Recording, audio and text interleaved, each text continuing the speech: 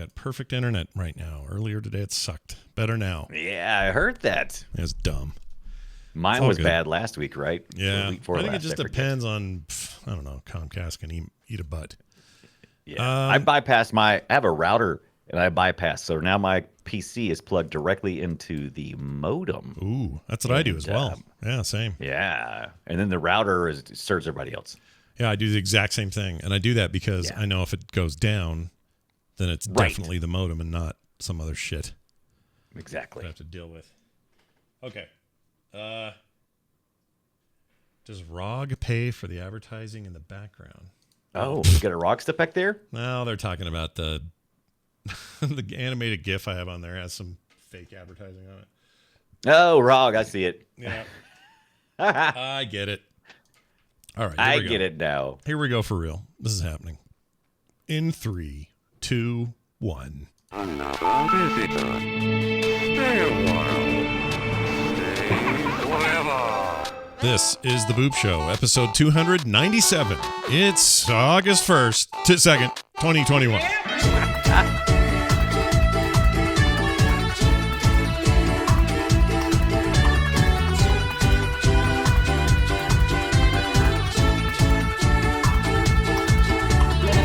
Hello, everybody. Welcome to The Boop Show. It's where we talk about indie games, the indie part of the video game business, and the games we're playing right now. As well as, well, at the end of today's show, giving away a free code to the somebody in the chat, some lucky winner today. Lucky. Win a free game. Yeah, that'll be cool. I'm Scott Johnson. That's Brian Dunaway. Brian, hello. Oh, hi, Scott. How are you this week? Oh, pretty good. I have been very busy, lots of stuff going on, and I'm tired. But that didn't stop me from playing and really enjoying a video game that we're going to talk about today on the show. And I think it still counts as indie. We're going to have a little discussion about that because they've done quite well for themselves, but they've only really made 3 video games in their entire existence. I think they're still indie. That's a good discussion. I agree, because mine is my game this week is published by a company that maybe is kind of borderline indie big guy, but then the developer is a smaller team and they're definitely indie. So It's always a question. Yeah, I like the question. It's a good question. Question. We got cool stuff to talk about. A little bit of hardware thrown in there today, in fact, which is rare for us. I know, pretty crazy. What did you get? I got a backbone, man. Well, finally. I've been wondering when you'd finally get a backbone. I finally grew a backbone. No, it's that little portable phone. Turn your phone into a console thingy, and we're going to talk about it, and the game that I played was on it. You also have a similar device that I want to just do a little comparison shopping discussion with you. We'll get to all that. You also picked up a HOTAS, or how do they call that? How do they say it? The flight stick stuff, or whatever the hell that's called? A HOTAS. Yeah, a HOTAS. Is it just HOTAS? I always thought it was HOTAS. I don't know. I always call it HOTAS. That's what I call it. Or look at this thing. Oh, yeah, look at that. Whoa. Look at that thing. Look at it. What'd you get this for? What's this? What are you going to play with it? Well, I asked for it back last year during, I think, Christmas time or something, because I was playing Falconeers. I can't remember. I was playing something that needed a flight stick. And I was looking around, couldn't find any. And so I put it on my wish list. Could be that Microsoft Flight Simulator. You could do that. Yeah, and guess what showed up? What? It showed up, and we was at the store, and my significant other said, "You've been wanting this forever." And I'm like, "Yeah, I know, but I'm not really." She said, "Just get it." And I'm like, so she went and she picked it up and just gave it to me. Said, "Here, take it." Oh, that's nice. Stop complaining. That's nice. That's what our significants should do for us, is every once in a while surprise us with something rad. Nothing wrong with that. So nice. Yeah, it's very nice. Well, that flight sim is real good, so you should plug it into there and play that on Game Pass or whatever. And this is Xbox or Windows PC, so I'm perfect. I definitely got it figured out. Yeah. Yeah, if it'll work with your Xbox, great. If not, I guess you can only play. The new flight sim's only on X and S, right? Oh, you have an S now or something. I have an S. Oh, that's right. Yeah, you'd be fine. Right. You should go for it. Do it. I went to GameStop. That's where I got this controller from, and they were. I was just like, I did my, my what I ask every time. Oh, hi. Do you guys have any word on, the Series X or the PlayStation 5? No. We got a lot of the S's then, though. So they have plenty of the S's. And I'm like, I already got an S. Yeah. I mean, Microsoft themselves predicts the S will in the long run sell the most devices. However, I don't think Right. they meant because it's all anyone can get right now. I don't think that's what they meant. No. But Absolutely not. We'll see what the long tail is on the S. Well, good. We're going to talk about all that and more coming right up here. But first, some news. All right. There's some good releases coming. Stuff that's already out, things that are on their way. We'll talk about that in a second, but we want to do a quick follow-up on last week's Opera GX game, that weird, like, freaking browser for gamers thing. Open source. It's not weird. It's awesome. Not in a bad. I don't mean weird in a bad way. I mean, like, it's a little odd. Like a browser just for gamers is odd. Yeah. Yeah, it is odd. It's niche. It's unique. That's the word. Unique is right. So, you wrote here they went with UFO. What do you think of the? Tell me what happened on this. I think it's a smart choice. They went with the theme, a UFO, and because they're wanting to tie this in with Game Maker Studio 2, which most of the tutorials in that, I think the first tutorial you do is like an asteroids tutorial. So I think a lot of this is like where you cut your teeth at, right? Yeah. Plus, it's a simple concept. It's just UFO. This is going to be their alternate screen for the browser when the internet is not found. It'll say internet not found, and you'll have this little mini game, kind of like when you go to Google and they have look at little mini games and stuff. Or I think the Chrome browser as well. Isn't it on the offline? They have like a little T-Rex game or something like that. Depends. Isn't that Like, yeah, and their HTML5 as well. Like this, that's what this is. This has a chance to do. I guess the whole point is they could go a little further with all that kind of stuff, making it a browser for gamers. But I don't know, this idea that I'm looking at my email and the internet goes down, and then all I can do is go, well, I guess I'm playing a video game in this browser I'm in. Like, it's a little. That's the part that's weird to me. I'm not sure about use case yet, but yeah, absolutely, it is. It is really just a drum up. They've been pushing this Opera GX browser for a while now, and so this is the way to drum up a little bit more name recognition and let those gamers know out there, kind of woo maybe some of these indie developers. Just any way they can get their Opera on your device, they're going for it. There is 11 days left if you want to participate in this. You can make a game in Game Maker Studio 2 and UFO theme. Submit it here. They'll be giving away a grand prize of $10,000. Runner-up gets $7,000, and third place gets $3,000. Why not? Give it a try. Yeah. If you're already in Game Maker Studio doing some stuff, why not? Why not? If you already know the stuff, go for it. It's a weird deal, but I kind of want to see what comes out of this. So we'll keep our eye on it. It's very indie in its own weird way. Indie. All right, let's get to some other stuff here we got going on. Grime. I don't mean Elon Musk's girlfriend Grimes, not her. Not Grimesy. No, Grime. No.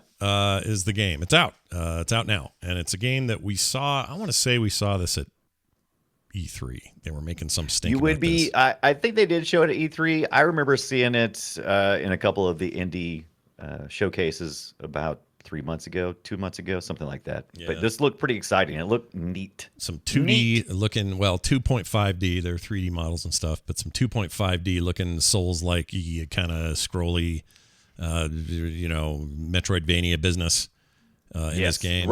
Reminds me very much of Blasphemous, except with really slick graphics. Yeah, the graphics in Blasphemous, which were cool, they were intentionally retro and pixelated. This looks like, this is a bunch of models and, 3D effects and all of that. Definitely getting that kind of vibe, though. I think the idea is you're trying to collect, I guess, grime. So that's kind of like the currency, I guess, you're trying to collect. Dude, if grime is a currency, my dog is rich. Right. Yeah. Rich dog I have. She's loaded. But it's out. Yeah. She's loaded for bear. Yeah, it is out now. Oh man, dogs are so smelly. It's out and it's getting very positive reviews on Steam. Came out on the 2nd, which is today. What? It just came out today. Whoa, today?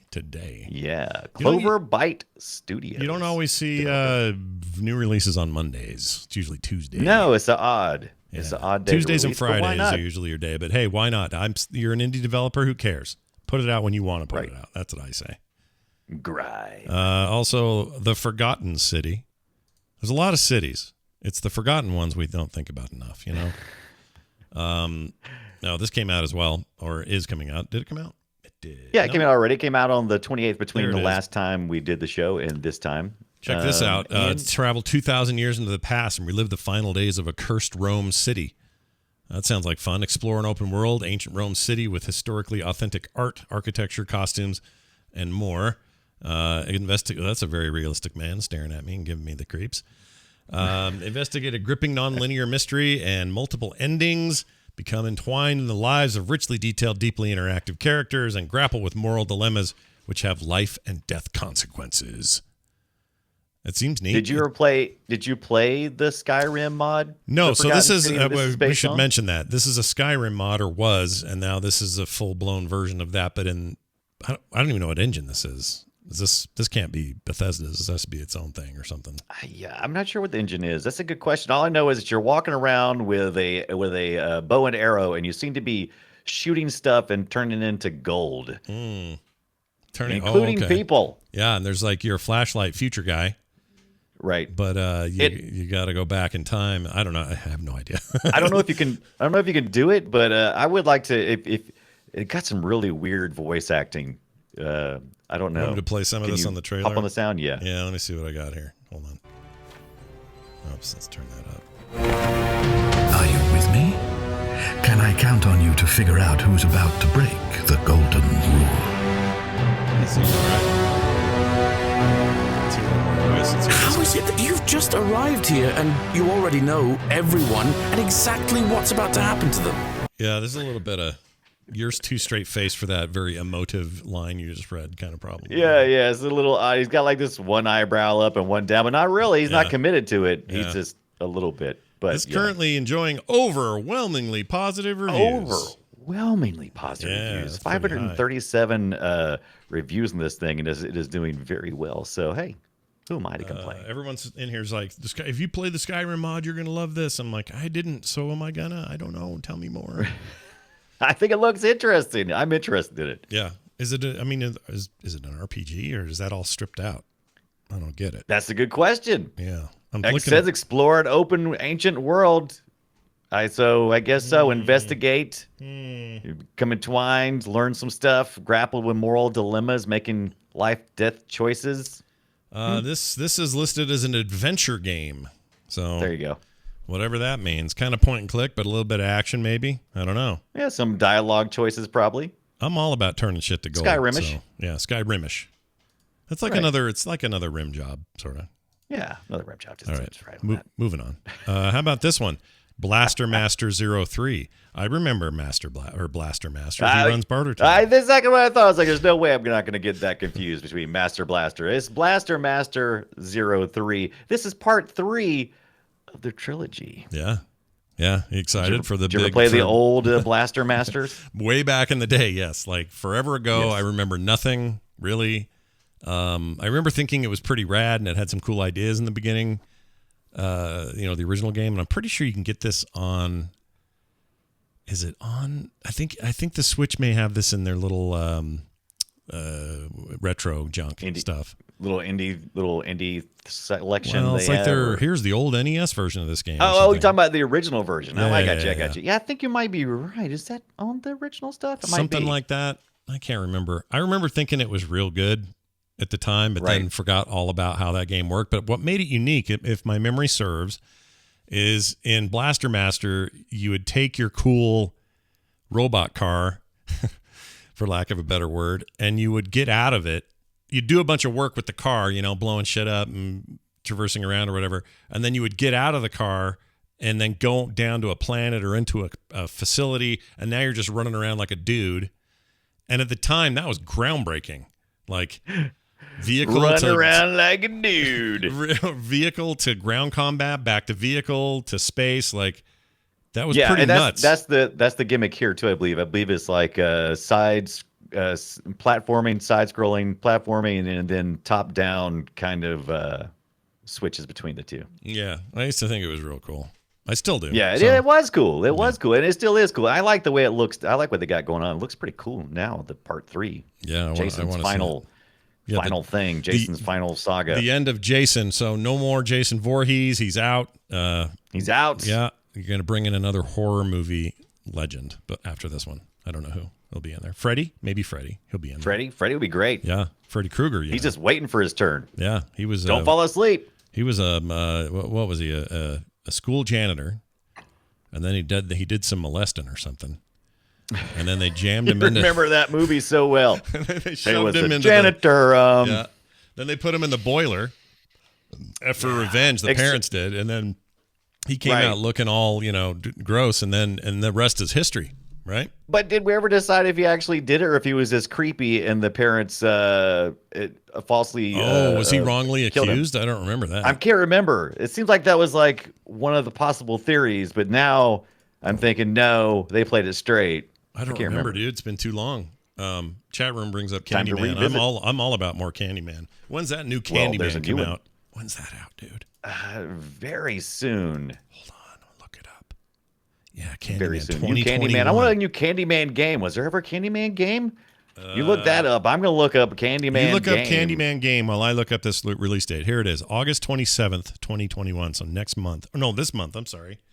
So in 21 days, you too can, 7 days, sorry, 27 days, you too can experience the horror of a reimagined, written by Jordan Peele, directed by Nia DaCosta, reimagining of everyone's favorite guy who can shoot bees out of his mouth, Candyman.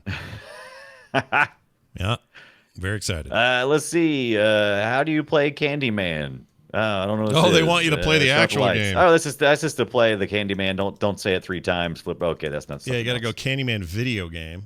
Yeah, there you go. There you go. Candyman.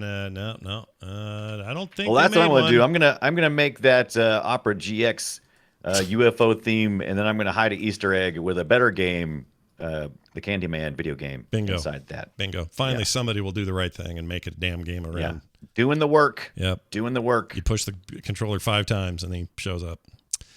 All right. Finally, or not finally, there's another one here. This is Worlds or Unbound Worlds Apart. And I have this on my wish list.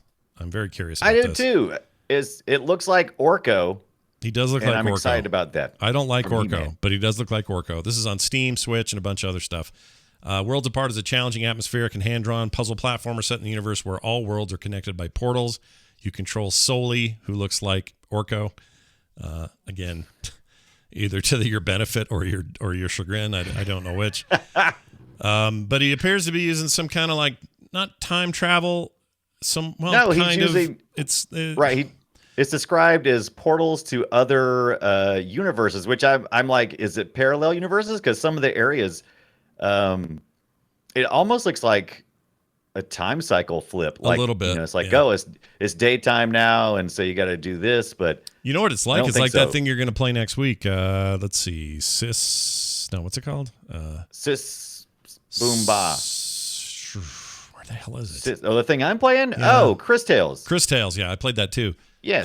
It has a basically a feature like this where you see an old version and a new version of a place and you switch between them so that you Right. can be in the place you want to be at the time. Right. This is looks good. unique sounding, but also I feel like there's other games that do stuff like this, and it's always risky. It is. Sometimes it's too much. It's like, okay, that's a cool idea, but kind of like how Titanfall 2 rightfully didn't make their entire game around their little time shifty mechanic. Had they done that, I think that would have been a huge mistake. It's dangerous, but if you can pull it off, great. All hats off to these guys for trying. So All anyway. Orko hats off to you, man. Yeah. Unbound has got some very positive reviews right now on Steam. Alien Pixel Studios, another developer, putting out pretty games, hand drawn. Yeah, baby. Do you like that part? I do like that as well. Big fan of the hand drawn. All right, check this one out. This is interesting. Speaking of, whoops, that didn't work. Speaking of whoops, There we go. So this one's gross. It's called Vomitorium. And if you ever heard of a vomitorium, which were famous in the ancient Roman times, speaking of Rome, right? that's a place they'd pig out all day, and then they all go over there and hork. Well, Pork. a dark and arid hellscape inspired by the likes of Metroid Prime and Dark Souls. Vomitorium is a FPS Metroidvania set in an interconnected and nightmarish world.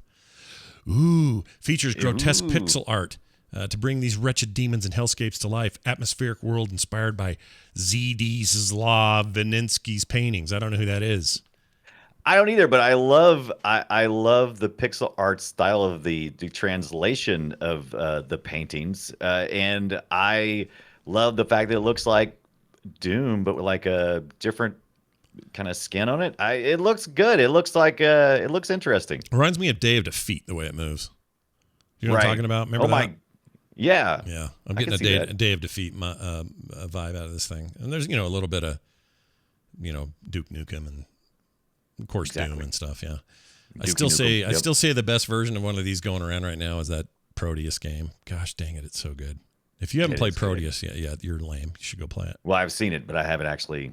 Brian, you should play it. It's so good. But I do know this. It rated very positive. It's got 72 reviews on Steam. Not too bad considering it came out July 30th. It was a pretty small indie game by Scumhead. But I noticed that 5 of my friends on Steam want this. That's pretty high for people adding to their wish list. Yeah. In my ratio for me. Sure, and we have a bunch of common gamer friends who and they listen to the show and like stuff like this. So I'm not too surprised, but I think that's awesome. It looks cool, actually. I'm watching it right now. This would have blown my mind in 1993. I would have gone, holy shit, video games about to change forever. Burp, burp. Oh, look at the goal. What's a vomitorium? Ooh. I don't know. I don't see any puking yet, but give it time. Oop, shotgun. Awesome. All right, this game looks great. Yeah. Shotgun. It looks like a cool Doom style shotgun. All right, those are your new releases. Go check them out. They're all awesome. Now this. Let's move to the games that we played this week. I'm going to review something that I played. Oh, the whole point of me bringing this down here, and I didn't do it. I got a backbone. Okay, see my backbone? Finally. Yeah, look at this thing. So, you guys hear that? That's my backbone moving. Backbone is a peripheral device designed specifically. This one designed anyway. This particular model designed for iPhones. I think they make a version for Android, but I'm not sure which phones. It gets a little complicated when you get on the Android hardware side, but I think that exists. I could be wrong. I don't think this is iOS only, but it might be. Anyway, the point is, this device right here is a lot like the one Brian's holding up. Oh, I actually have a big question about what you're holding up, and I'll get to that in a second. You pull this thing apart, you stick the lightning connector in the bottom of your phone down there. So this thing is not battery powered. It runs with the phone and off the phone. That also means it's not wireless controlling. It's actually a hardwired controller by just the fact that you're plugged in. That's going to matter in a second when I get to some details here. But you basically make the whole thing end up looking like a big old switch or something, which I will do now for demonstration purposes for anyone who's never seen one of these things. I had been recommended this by a few people, and everybody's like, oh, Scott, you got to play. If you're going to play anything on mobile or you're going to do much with like Game Pass, that sort of thing, you got to have this thing. So I have this thing now. So there you go. Big widescreen thing. As you can see right here, we got like a menu that's all it's also navigatable by my buttons and sticks and stuff. But it's basically like a front end to, a PlayStation or Xbox style experience. That app launches when you just hit this little orange thing in there. I don't know how they've tapped in to do that, but they're doing it. That's the one. That's the big selling point for me over the Kishi. Unless mine's a Razer Kishi. Razer Kishi. Yep. Unless they've done some stuff since I got this thing, there's not really an app that is an app launcher. So you have to kind of like touch the screen, pick your app, and then it comes up, and then it works like a regular controller. Yeah. And this can be totally done that way too if you don't want to use this front end. The front end does make it seem seamless, fancier than maybe it even is. But, yeah. What's cool about it is it's got all these like trending games, most popular on the device. Whatever new releases, all the sort of stuff like you'd expect, things that are on your phone already, and then lots of things like, oh, here's this game on Stadia, so play that on Stadia if you have it. Here's one for playing on GeForce Now. Here's a whole GeForce Now app if you want to look at everything that's available. Here's the Xbox Game Pass / xCloud shortcut and games you can play there. And I've tried everything on here, all of those things I mentioned, with the exception of Stadia because I don't have a membership. Do they have the free tier yet? I don't know if they do. Maybe they do. They do. I have the free tier. Okay, I should mess with that. At any rate, this all launches from here. Now, what I like about it for the cloud play stuff is part of the latency problem with cloud gaming is the device itself, and you're streaming all this content in, a little bit of lag there. But then there's extra lag because your controllers are Bluetooth controllers, and those add just another layer of lag, which makes it seem like overall more lag than you'd like. If you plug a hardwired controller into a PC and play over, cloud over a browser, it's a lot better than if you're playing with a wireless controller because you're kind of doubling up on the latency. I hope that makes sense to everybody. That makes sense to me. I mean, because this eliminates that. Every time you add a link to that chain, it gets a little further away. Exactly. Right. This eliminates that because you plug in a hardwired controller and you eliminate the wireless slowdown. So I don't have any of that slowdown on this thing. I really like that feature. I like that it's built really well. It feels solid. There's no like creaky, plasticky business going on. The sticks are pretty good. They remind me of, better than Switch sticks. Switch sticks. The key or the buttons are, some people have said, they're too clicky. But listen, I like it. It's a tactile little, doesn't bother me at all. In fact, I kind of prefer it. It's got a good D-pad. As a way to record what you're playing and or stream it.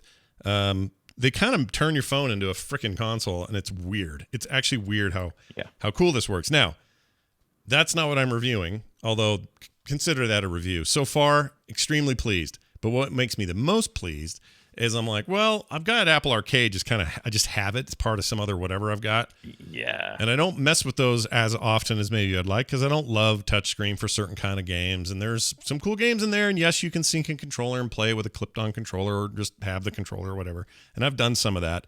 But it's never, that convenient. I decided to fire up one of the more controller-based games and just kind of see how it went. And man, did I discover a game that I should have played when it came out, that I absolutely fell in love with and cannot get enough of now. And that game is The Last Campfire. Ooh. Oh, I seen that. Yes, that was one that was they were pushing heavy on the arcade for a good reason. It was good. It is a good reason. It's a really good exclusive they had there for a bit. It's now available on the Epic Store. It is available on, Switch, PlayStation, and Xbox. It is coming out on Steam, but there's no date there yet. It just says 2021. I think they had an exclusive window with Epic before they would do that. But it launched, its original launch was on Apple Arcade. And this is from Hello Games. You know them because they are the folks what made No Man's Sky. And No Man's Sky is one of those great video game stories of all time of redemption, meaning I don't mean the story of the game. I mean the story of the actual game getting made. It launched with massive hype, overhype, I would say. Overhype? Oh, yeah, big time. Sony's partly responsible for that. But I remember how overhyped it was when it launched in 2016. And nobody was super happy about that. Then the game, they just kept working on it. They're like, we're gonna do right on this game. Like, we're gonna make the game we want to make. It's just gonna take us a little time, and whatever. And players were different reactions to that. My attitude was like, well, let's see what you can do. I've already bought it. I'll hang on to it, and we'll see what happens. They have over time and continually to this day made No Man's Sky one of the great games of its kind. It's an amazing game, and it's everything and way more than they promised originally. They've exceeded the original hype, and they still put out free stuff for it. And I really respect that because not a lot of developers do. I think smaller developers have more opportunities for that sort of stuff, and it's just easier for them to sort of follow their passion projects. But anyway, this is them. This is Hello Games doing a small little thing that's very different than anything they've done before. And I have fallen completely in love with it. The art style is adorable and kind of creepy, and I love the art. The art is amazing. The animation's amazing. You're this little character called Ember, and you just look kind of like a little weird, wide-eyed creature inside like a pillow. Kind of a pillow, yeah, a little bit. Like a walking pillow. A little bit. There's close-ups of you later, and you look a little like I don't know, like an Ewok. I don't know, it's hard to explain what you look like. But I can see what it looks like. No, I'm down with that. This is kind of like a path puzzle where it's kind of like you have to figure out all the puzzle mostly is pathing. Yeah, right? And this guy's real slow to figure it out. I did this in like 2 seconds, but then I've had other puzzles where I was really struggling, and finally figured out why I was so bad. But why were you so bad? Did you figure it out? I just was my brain just was not working right. But I finally got my head around it. The puzzles I would describe as smart and challenging, but not impossible. So you're not just like frustrated. You're having a good time. I'll see him up close here. Look, he's almost like the Journey guy, like the little Journey dude. Yeah, I could totally see that. Yeah, and look at this. He's found this soul. Pillow. I'm gonna stick with my pillow analogy. You can though. stick with pillows. I can make a pillow out of this guy. Totally fine. The idea is you and all the other embers are heading toward the Great Flame, which is like your end of life story. Oh no! And some of them are stuck in limbo, and you got to figure out how ways to help them. So you're helping this stranger, and you just solved his puzzle. So now his soul is free. And you go do a whole bunch of them. All the main zones have like, I don't know, 10 different soul puzzles to finish, plus a bunch of overworld puzzle stuff you got to do. Where the game really shines, like that stuff's fine. You can play a lot of games with a lot of good puzzles. That's like not the end all. This game ties it together with a combination of graphics, animation, music, and sound and narration that is just enchantingly good.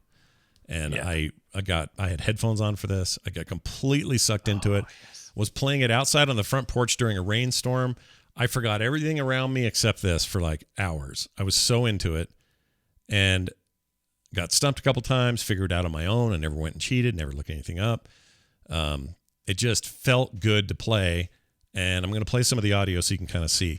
Now, you know how some people have ASMR, Brian, where they hear like a certain noise or someone smacking their lips on Twitch or whatever, and it's like, oh, that gives me the fuzzies in my head or whatever. That does it for me. I've never understood that. Not really. Right.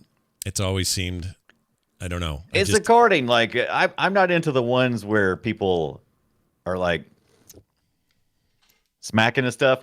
That gets on my nerves. But I can get into like, a nice sultry voice talking. Somebody I'm down whispering a little bit or whatever, right? Yeah, and that's sometimes fine. Music, yeah. But when I start hearing smacking and stuff, I'm like, get out of my ears. Yeah, not really my jam either. However, I think I found it. I found the person I want to talk me to sleep every night. Okay, I found her.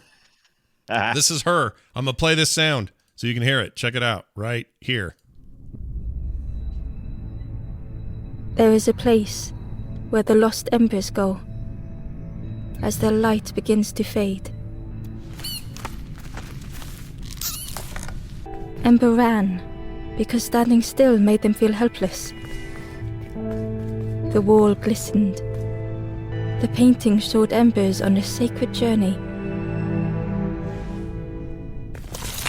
Ember felt so afraid and alone that it was a relief to find someone to talk to. There you go. I don't know what accent that is.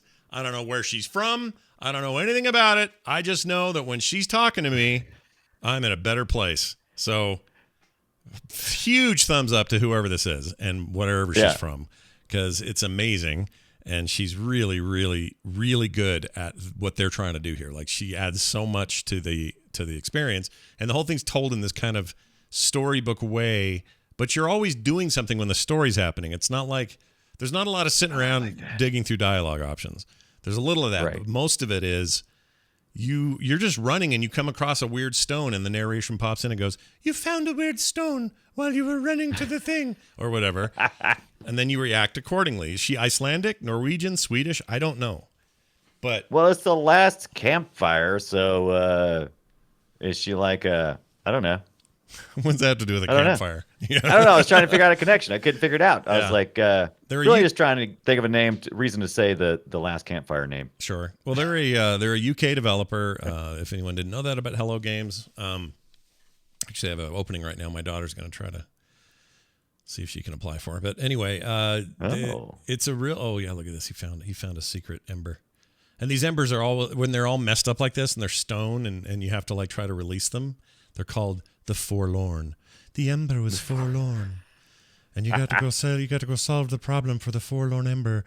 this sort of thing. Are they Forsaken or Forlorn? I saw the little section there that said Forsaken, but is the Forsaken in the Forlorn? Forlorn is what they're referred to as. This level is called the Forsaken level or something. Oh, okay. So another puzzle level, and you're trying to do this. And it's seamless between when you find the little dude and you want to do his job. The world fades out and then fades into this whole nother space. And then once he gets up there and gets that ember, it'll fade back to where he was, where the body is, and then he'll give it life again, and then that creature will, live on or continue on to the great ember destination. There's so much going on here. I don't want to ruin it for anybody. It's rad, and it played so smoothly and wonderfully on this device, which is mostly my phone. But it ran at 60 frames and at least that. This is an OLED phone, so you're getting really good screen quality, HDR, all that. It was really, really absorbing, and I couldn't get enough. I'm still playing it. I got a bit more to go. I think I played probably 4 hours or something.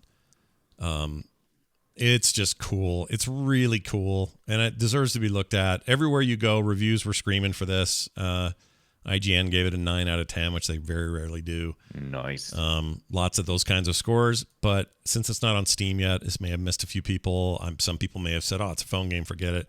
It's not what this is. This is like a full-blown, I would call this, I don't know what to call this. I mean, I definitely going to call it an indie because I don't think Hello Games qualifies as anything but. They've done well for themselves. Yeah, but they've got 3 games. They got that old motorcycle hot rod guy game series. What was that called? Frick, I forgot the name of it. It was pretty fun. And then they got the No Man's Ski, and then they got this. And that's it. And that's it? Beautiful. Do I have to remove the phone case to use this? Yes. It depends on your phone case. If you have a really thin one, you'll be fine, but I use this rubbery one. And so that's my so back to the controller stuff. This is the Kishi. This is with this is the Razer Kishi with my phone in it. Yeah. And I had the same complaint. If one of these guys could figure out a way to make a case, that just fits in it, I would have bought a Kishi case. Yeah, if it was adaptable with it. You know what I mean? Yeah, I would do that here as well. If Backbone had a case that fit, that was a good case for the rest of the week, and then right, that was made for it. Yeah, I agree. That would be best. For the longest time, I would just walk around and use this as my case. Because if it fell, it would probably it hit the controller before it hit my phone. Plus, I don't know if your Backbone does this, but it allows me to kind of put my hand.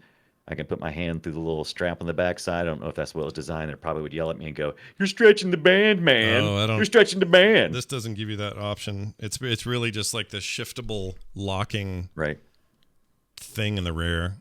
But it's sturdy. It's really sturdy. It's not like squeaky plastic or anything. It's like that's my favorite thing about it. There's rubber in there and components that make it seem like this wasn't just an afterthought, which was something I was, legit concerned about. I was worried about the build quality, and having not messed with the Kishi, it was like, which one do I try? And then I thought, well, most of my friends are recommending this. I knew you had that. And I thought, well, this would be the one to get so we can do a little bit of comparison. But as you can see, it's playing it's like a game.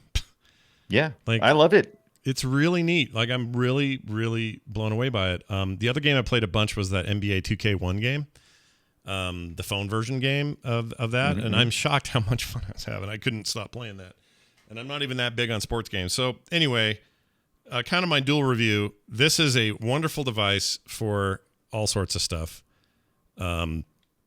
And I'm loving it. I can't believe I'm actually going to use this. Maybe, I don't know. I may use it more than my Switch lately because I just really dig this.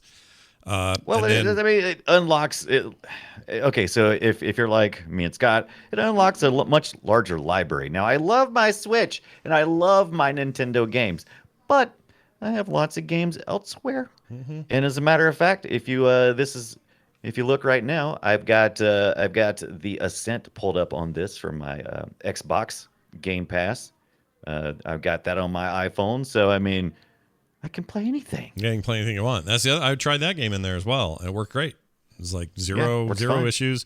There's, like I said, there's that one layer of latency that you can sort of detect, but most of the latency is removed by the fact that this is plugged into your phone and you're not having to charge a separate thing and go, oh, I could play, but I forgot my controller's dead. Like, lame. This is a really cool workaround from that. And it also has pass-through charging. It's the other thing I meant to mention. So if you wanted to, I assume the Kishi does as well.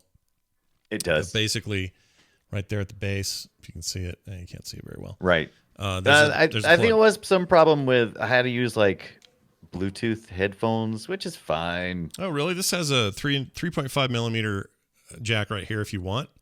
And again, Has a it's jack just as well. hardware. Yeah, I don't think this one had. That was one thing that was kind of a for me, was not having that. Yeah. I mean, I'm sure I could get like people. They had like splitters and things that would do, but I was like, I just want it to work. Yeah, you know? no, I feel you. Just want it to and I work. haven't. I mean, in all disclosure here, I haven't used the headphone jack at all. I've only used wireless headphones, but it's nice to be able to do both. It's like the opposite problem of the actual Switch. I wish the Switch would support Bluetooth headsets. It's so stupid that it doesn't. Like I cannot believe that thing doesn't support Bluetooth. It's so dumb. It is dumb.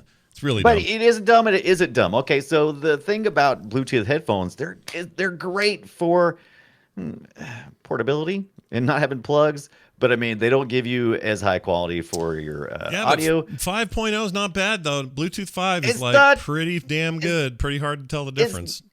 It's not bad, but it's still compressed, and also there's a delay. I mean, I don't know how much delay you get. It's according to which what headphones you have, and this you'll actually get a delay. syncs with it. I don't know how it does it, but it I don't know if it's the headphones themselves. I use these Raycons that I really like, and they either the phone. Well, it would have to be the phone. The phone is saying, "All right, well, we know these buds have so much latency, so when the footsteps happen and you hear them, we're gonna pull that back to match the latency." They synchronize basically, whatever that latency is. So I don't have any. I haven't had any of those problems. But I'm guessing if there's a game that does have a problem, that's why it would be nice to have this port. Yeah, and the other port can be used. By the way, the charging port can also be used for Apple's own headphones, the ones that just have the Lightning connector on them. Those also can work as headphones in the Lightning side, which you would normally use to charge. I can't believe how much I like it. I was sure this was going to be like we'll test it for the show, but I don't know how much I'll use this. That's why I bought the Kishi when I bought it, because it was $99. Yeah, same with this. It was like that's low enough risk for the show review for me. Yeah. So I went for it. Chat room wants to know if this is a silicone. Where's my case? Oh, here it is. Yeah, I use a silicone rubbery thing. I like the grip, and I like that it sits in my pocket. It's not very thick, but it's just thick enough to not work when I want it to be in here. Right. Anyway, I really like it. Oh, mine's massive. I got this big old freaking spec or whatever that thing is. Big old massive. Oh yeah, yours is a beast. shell. Look at that thing. Yeah. Yeah. Well, it's a take a beating. That's why you get those. That's right. Yep.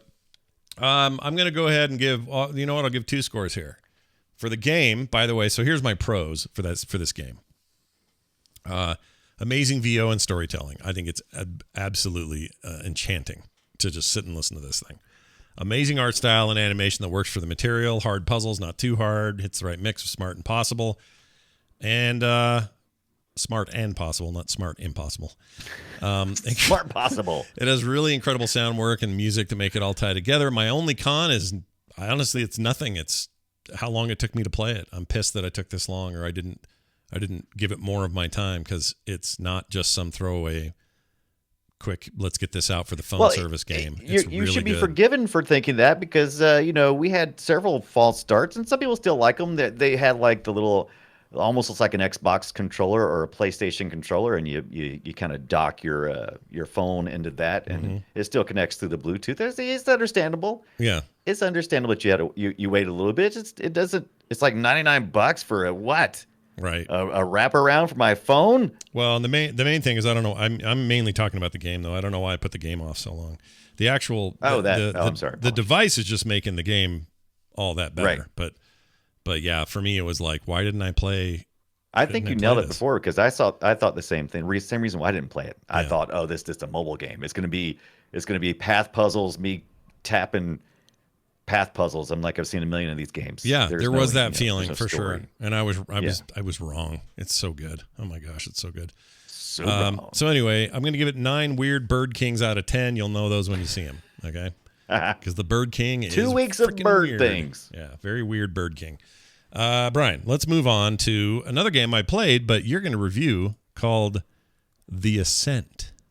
The Ascent. This came out on Xbox Game Pass this past week, 29th, I believe. It did indeed. Neon Giant is the developer, and publisher is Curve Digital.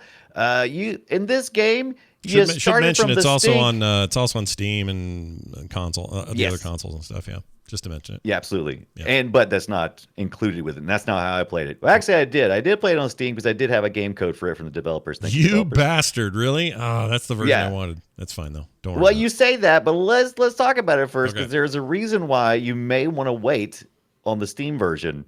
Maybe we'll see. it. Really? So yeah, you start from the bottom. This game is called The Ascent for several reasons. The main company that you're working for, the corporation in this cyberpunk world that you're indentured to, you're an indentured servant. You're working your way out of servitude. Yeah. Maybe, you do. maybe. Anyway, don't know. Maybe don't make it because the corporation is failing and isn't answering your calls. And the only person you have to contact with is your manager, Poon.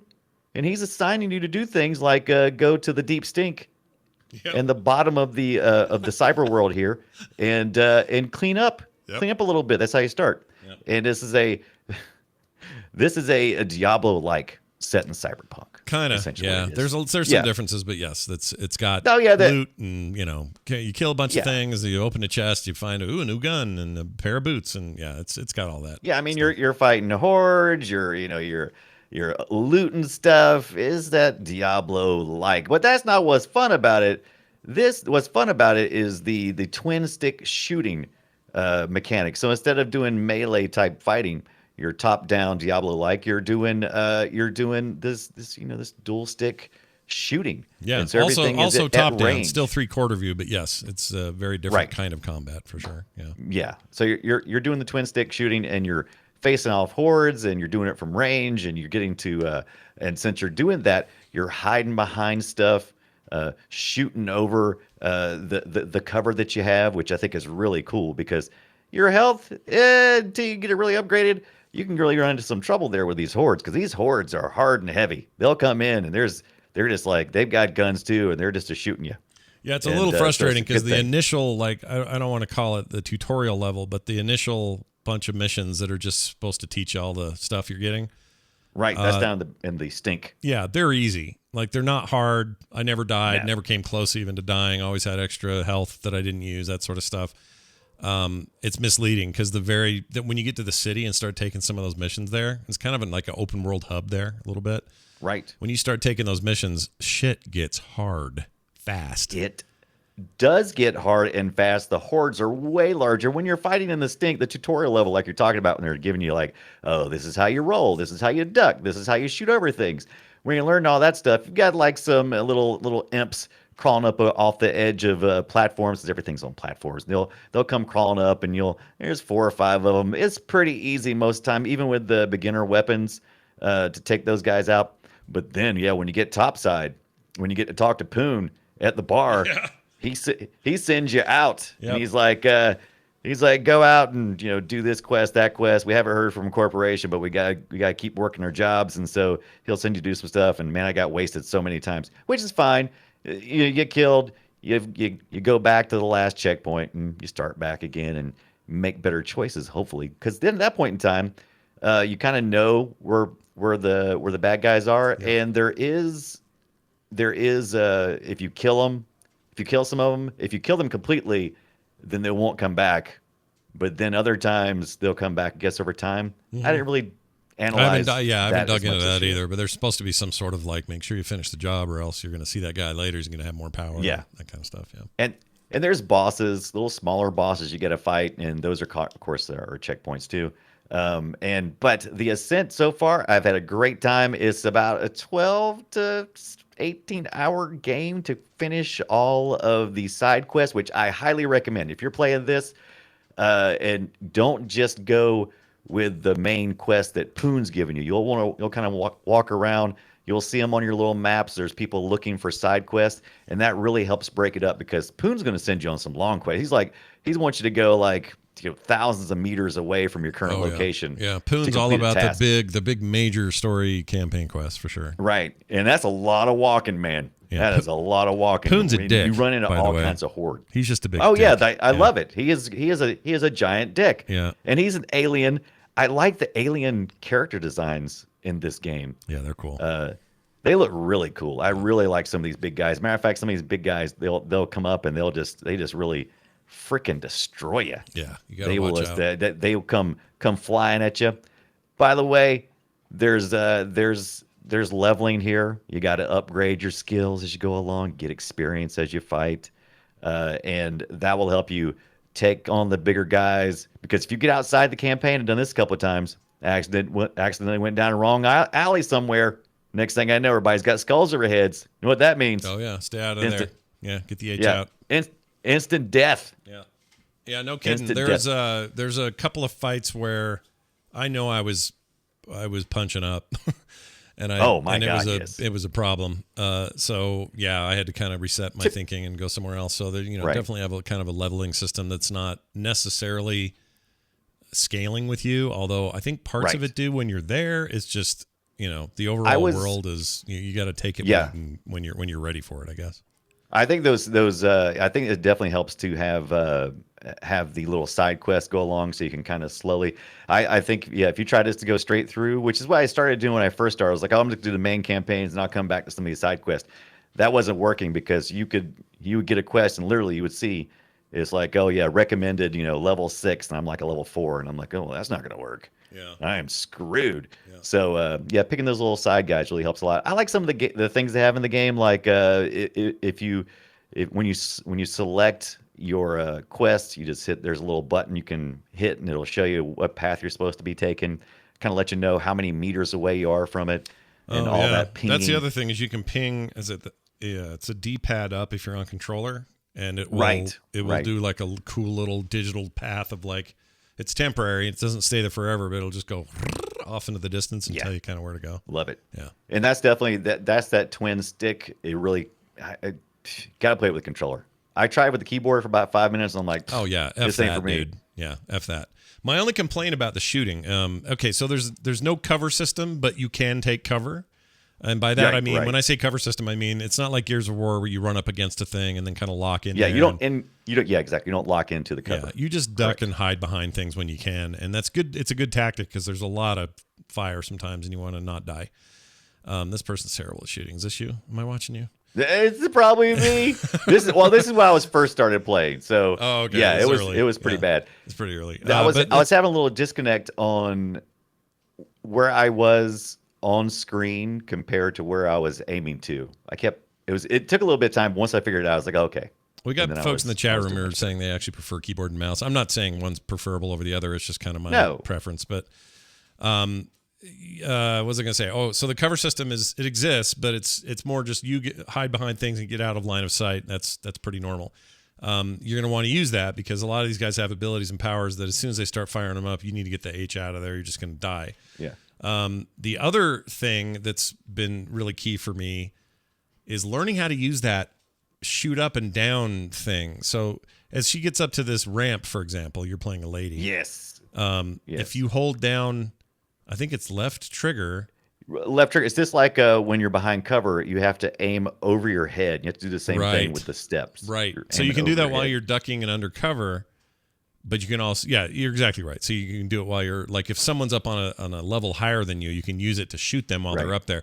That thing gets a little confusing, like just how it works. And I'm not sure I love it yet, but it's fine. It's fine. That took me a while. Once I got used to it, it was really effective. I really liked it once I got used to it. But you don't fight on level steps too much, but you do fight behind a lot of objects a lot. Yeah. And we haven't even mentioned some of the things that make this really cyberpunk. First of all, it is visually as cyberpunky as you can get, and the visual storytelling it's arresting, wouldn't you say? It's like, gosh, holy shit. It is so freaking layered. Yeah. It is this beautiful and ugly, and there's rain going on all the time, and all this neon lights, and so much to look at and take in. And there's things that aren't actually part of interaction. Like there's these big mechs and stuff that are around town. They're just kind of standing around, and they're doing their own thing. You really can't interact with them. Actually, you can. You could bump into a lot of these. Yeah.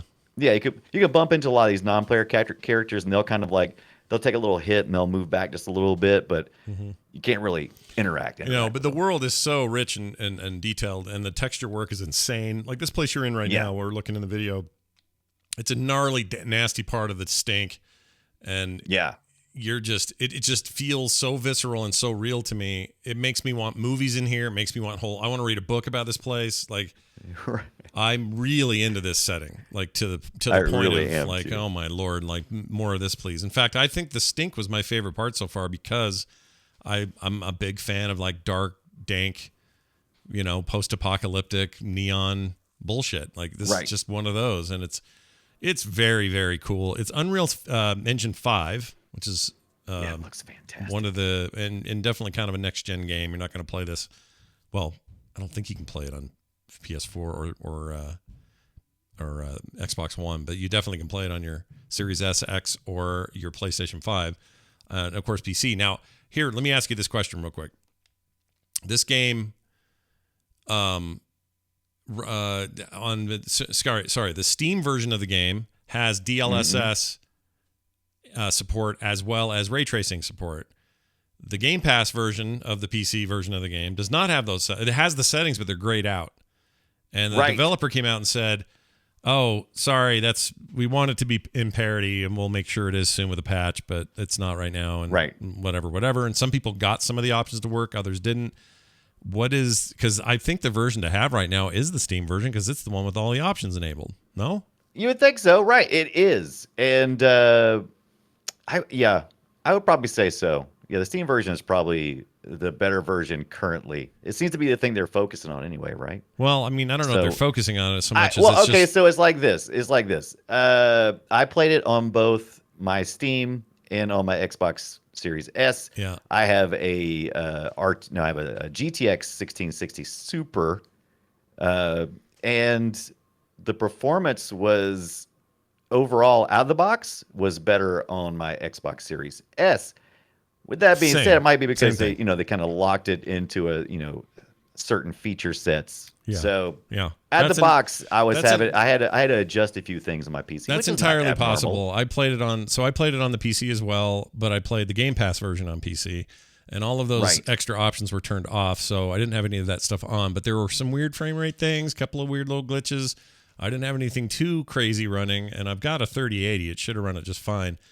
The Series X performance was top notch, no issues, smooth as butter, and had some ray tracing features in it. So, yes, if you have an Xbox and you're running, or even xCloud, I suppose, because this played really well on my phone using xCloud. I also tried it there. You'll have a good experience. If you're playing it on PC, they may be a patch or two away from tweaking out some of that stuff, but that's not unusual. But I think this is a solid game, man. It is just really good. Did I even talk about the augmentation? I think I started talking about the augmentation, Cyberpunk Augmentation. You go in, you make modifications to your body. There's all kinds of different ways you can, scale up your player, as well as weapons. Yep. You can upgrade those as well as the armor. Not so much. The one thing I didn't like was I didn't particularly care. I kept seeing that I was picking up things, like when I was looting. And I'm like, well, where'd that go? And it's like, it's hard to tell the difference between currency and ammo, for example. I don't know the difference actually. If I'm honest, I don't know what I was picking up and when. And I went, exactly. And then I went into my inventory system. I'm like, I thought I picked up something. They said I picked up a thing. Do I not get it now? Do I have to wait until later to pick it up? Right. And I'm like, and then I went to one of the dealers, and I was trying to sell some stuff, and it said I could sell all duplicates. It said I had multiples of a certain item. But then when I tried to sell duplicates, it wouldn't do it. And then one time it did, and I'm like, okay, I don't understand it. I don't understand this whole inventory loot system. I don't understand. There may be some bugs. The game was pushed pretty hard to make sure they hit the dates that E3 had promised.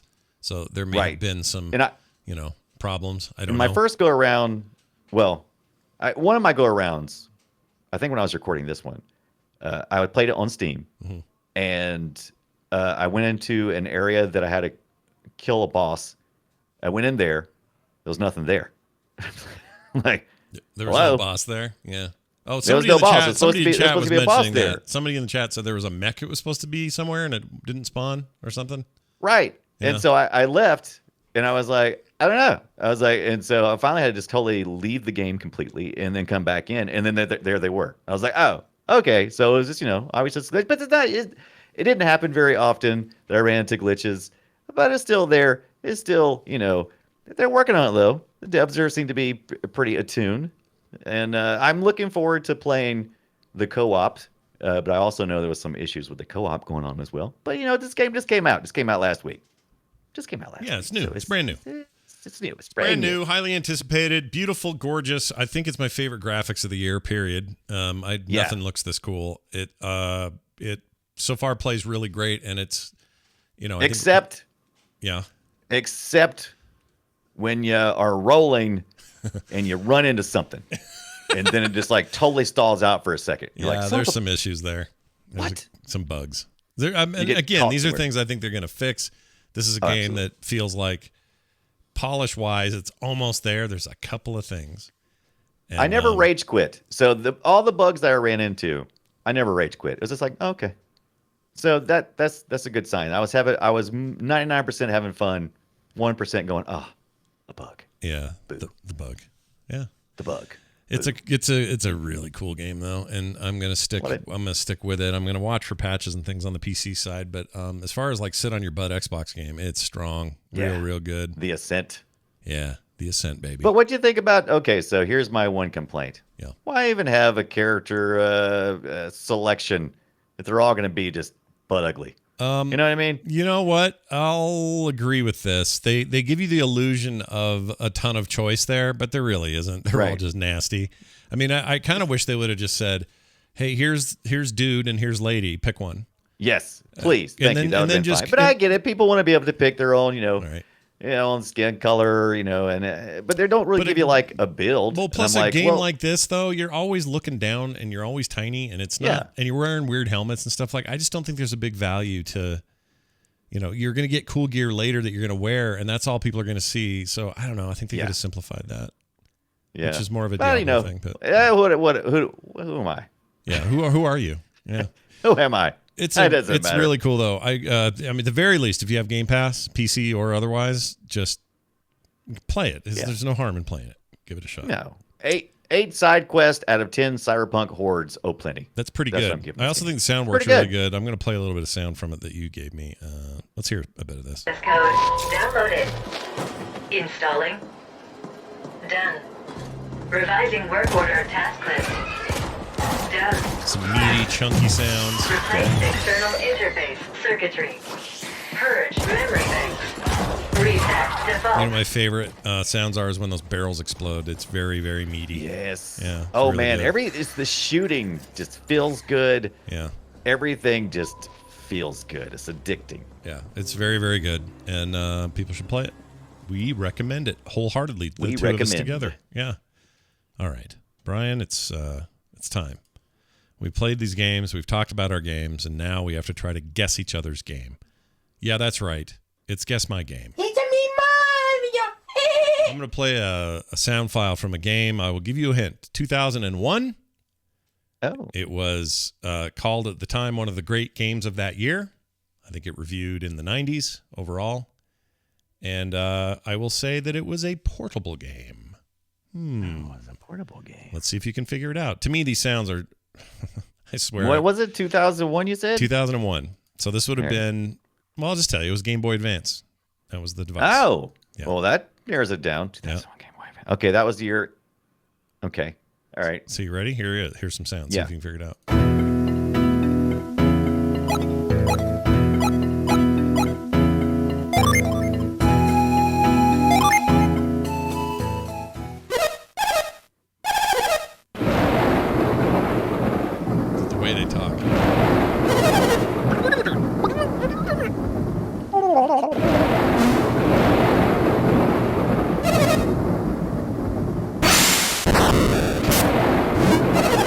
Oh wow, this is 2001. They're just old school. 2001, baby. Well, it's Game Boy Advance. They all sounded like that. Yeah. Wow. I don't think I'm totally kind of I don't know. Oh, listen to that. It's so good. All right, I played I mean, if you told me that was like, Atari level games or something, I would totally believe it. All right, well, next what's the word? Clue here. Hint. Okay? Clue. Next Give me a clue. Here's a clue. Hudson Soft made it. Hudson Soft. Hudson Soft. Yeah. And to me, the way that they talked, that was very unique to this game. Nothing has ever quite sounded like this since. It was a very weird kind of, almost like somebody rubbing their finger on a window. Like, right. But it was okay. And on the other hand, it is not Nintendo. This is not a bunch of Nintendo stuff. Like, this isn't a Nintendo adventure. This is just a game from Hudson Soft on a Nintendo platform. Chat room's trying real hard, but nobody's got it yet.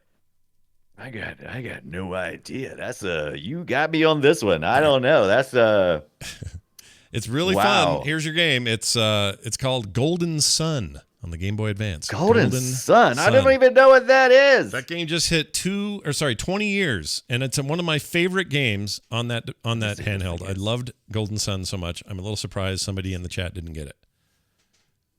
Not lusty Aragonian maids. Wow, I don't remember this game at all. It's really like good. A Stardew Valley kind of game, you said? No, it's more like, I don't know. If it's in the vein of anything, it's like JRPG, a little bit of Zelda, kind of some real-time business in there. There's got to be somebody in this chat who's heard of this. Cool, though. I like it. Oh, it was great. I love Golden Sun. I would love a return to that series. Game Boy Advance, you said? Yeah, GBA. Had it on the little flip one. On the little SC flippy one? What was it called? The SC, no, right? SP, right? SP? Maybe it's SP. It was S something. SP? GBA SP. Hold on. I got to make sure I'm not stupid. You're stupid, all right. Not stupid, but you know what I mean. Oh, here it is. Yeah, Game Boy Advance SP. I had the Platinum one, and I had the special edition with the NES design on it, and I loved that. That was my favorite frickin' handheld. You didn't have the Pikachu? No, never had that. By the way, you can find these used for right around $200. They're expensive. Nice. I should sell mine. Yeah. Well, I remember it was one of my favorite formats. I mean, it was just such a. Oh, it was the best. I don't understand why they didn't go back to it. It was so good. Ever. I loved it. Had backlighting. Because the other, all the GBAs. Oh my God! Yes, we were so excited about backlighting. You have no clue. Yep. The children today have no clue about the nightmare.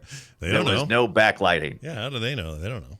I mean, you'd have to. You couldn't play in the bed in the dark unless you had one of those little alien-looking light things you could put on the outside of it. Yeah. Omega 9X says sold 740 copies. Or 740,000 copies. Never heard of it.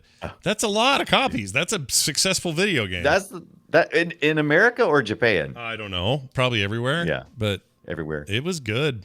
You guys missed out. Everybody in the chat, y'all missed out. Golden Sun. Y'all missed out. Y'all better. All right, Brian, I'm going to play yours now. I don't know what this is. Any hints for me? The year is 2006. Ooh, we jump ahead of a few And years. I captured some random audio from this game, so good luck. All right, let's see what we got. Yeah. Looks like taking a helicopter was the way to go. I bet they got all the roads blocked off by now. All right, listen. I want to get shots of the whole town before the National Guard finishes roping it off. Take me over the main street.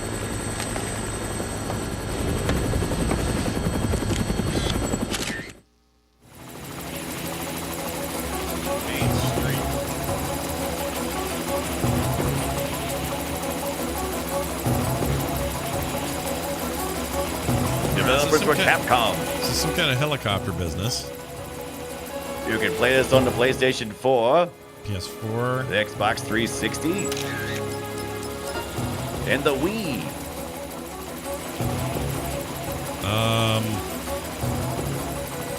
I don't know what this is. Hold on. It's a helicopter-y thing. It's a helicopters. Oh, No, that's Konami. The sniper game, that's not it. No. I have no idea. I don't know what that is. It's Dead Rising. Oh, damn it. Dead the Rising. chat room, Belel got it. And so did Tombstone. Okay, so that was Fred, whatever his name was. Zapachi. That was a 360 game that was a huge system seller, that thing at the time. Yes. Yeah, yes. I played that game. I can't believe I didn't remember that. Frank, what's his name? Frank Underchode. Underchode?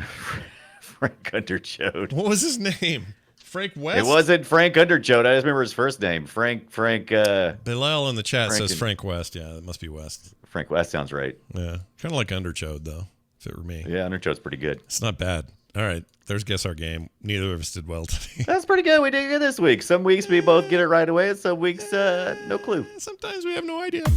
No clue. All right, we're going to do an email that came to the show. boopshow@gmail.com is the email address they used, and they asked the following question. This is from Greg Egg Jr. Oh, no, I'm sorry, Great Egg Jr. I thought it was Greg. Oh, Great Egg Jr. Says, hey, you guys, are you like me and can't even imagine playing through a real-time strategy game anymore? I just don't feel driven to play one of those at this point, and I used to love them. Thoughts? Feelings? Greg, Great Egg Jr. Well, Great Egg Jr., no, I'm the same. I don't want to play one either. I don't know what my deal is. I used to think that RTSs were the end-all, be-all, greatest thing ever made. I love them. Right. And whether it was something like Command and Conquer, the original Dune game for the Genesis, the StarCraft, whatever, I was all in all the time and loved them and thought anything turn-based could go away because that was going to be the end of those things. I have completely flipped the script on that, and I don't want any real-time strategy games, and I would play a turn-based strategy game right now. No problem. Let's go. I love them. Yeah. So I don't know what changed. I don't know what popped for me. It's weird, right? Right. No, it's not. We go through cycles like this. I'm with you there right now. It's not what I want to play, but I feel like somebody in the near future is going to figure out a way to get me, to suck me back in. Well, next month you get to play, let's see, what is it?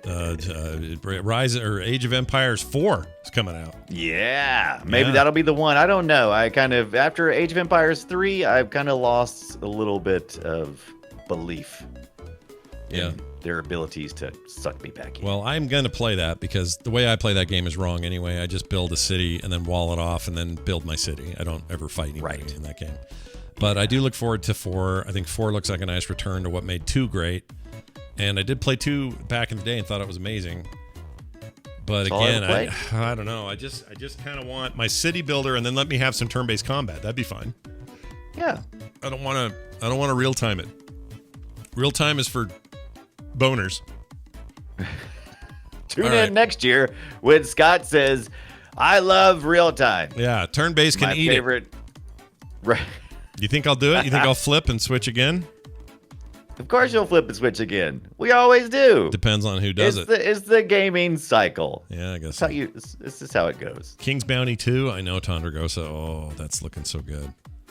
And Halo Wars was cool. All those RTSs are cool. I don't want to do real time. Not right now. I don't want to loop my mouse around 100 dudes and say go. I want to be tactical and go, all right, this guy's got these 5 things I could do, and I have a whole turn to think about it. And yeah, you know what I'm saying? I don't want to just zerg you anymore. I want to think about it. All right. I'm gonna think about it. Send your emails like Great Egg Jr. to boopshow@gmail.com because we'd love to hear from you. And in the meantime, you can check us out at frogpants.com/BOOP. That's our website. Plenty there, and all the links you need to find whatever you're looking for, including links to our Twitch channels. You can find Brian at Brian Dunaway. I'm at Scott Johnson, or sorry, Frogpants. So /Frogpants or /Brian Dunaway. And if you want to find us on Twitter, I'm at Scott Johnson. Brian's at the Brian Dunaway, and the show is at Boop Show. I think that's everything. I'm going to give That's all I know, man. Don't forget. Oh, did anybody tune in this past week for the community event? I hated that I missed it. I had something come up right when y'all were starting to play the TMS. Our play date. Yeah. Right? Oh, I wonder what happened to you. Yeah, we ended up playing Among Us. It was great. We had a great time. Yeah. I don't know where. There were a few people I thought would be there for sure that are almost always there, and they weren't there. And I don't know why. Right. But the games themselves were glorious. Among Us is fun. And we should all play Among Us. It's a good game. Good. Yeah, and the Twitch stream held tonight. I'm very happy about that. So well done, Twitch. All right, that's it. We're going to go. When this all ends, though, we're going to give away a game. So stick around, chat room. One of you could be a winner of today's free game code giveaway. That'll be here in a minute. That's going to do it for us, for me, for Brian, for all of you. We'll see you next time.